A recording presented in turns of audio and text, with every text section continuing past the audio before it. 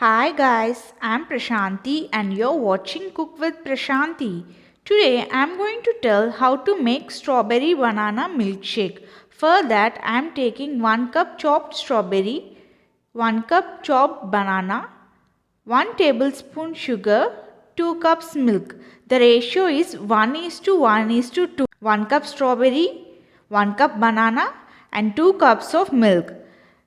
Take all the ingredients into a blender jar and give it a good mix by making it into a smooth paste.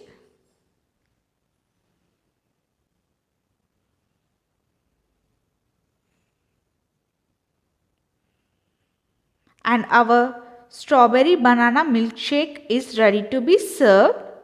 You can serve it with ice cream as well. It totally depends upon you.